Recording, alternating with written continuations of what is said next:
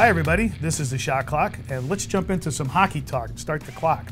Sarah, I know you know the answer to this, but tell our viewers, what's the NHL record for the longest winless streak at the start of a season? It's 15 games, and it's held by the 1943-44 New York Rangers.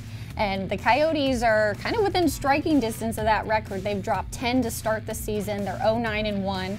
And it's been a tough start, and I think it's probably surprised some people on the outside. I think anytime you lose 10 games, whether in regulation or extra time, it's surprising. But I think for those who've been really paying attention, it's not surprising that this team is taking time to figure itself out. They did make a lot of wholesale changes, bringing in new people, giving young players more opportunity. I think it's going to take time for these pieces to gel. I've seen a couple of things in watching these games. One is that they do have really good moments where they can carry the play and they play up to that potential, but then they just sort of fall apart. It's like they lose energy and they give up a lot of goals in bad spots, particularly after they've scored. Yeah, that's been a weird trend so far this season. They seem to do something well and they have momentum and they score, and that next shift, as soon as sometimes they just seem to fall apart, and probably that speaks to inexperience. This is a young team in transition, but you know, these are learning experiences, and I think it's just now the goal of putting 60 minutes together under the same system. They show flashes of it, but it's doing it for a complete game that I think is really important for them to try to get over that hump and a win.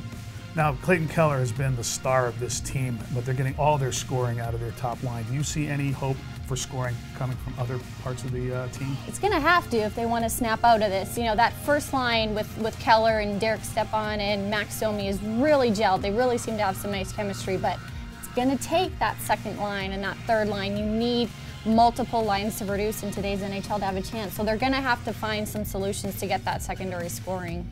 Hey, we're over time, but I real quick want to get your take on tomorrow's game at Sun Devil Stadium. It's USC favored by 3.5 over Arizona State.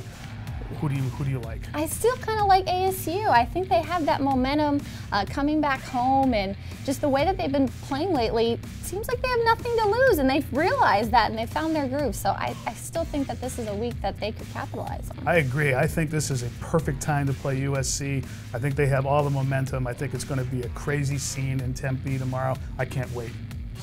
Hope everybody has a good weekend. That's it for the Shot Clock. See ya.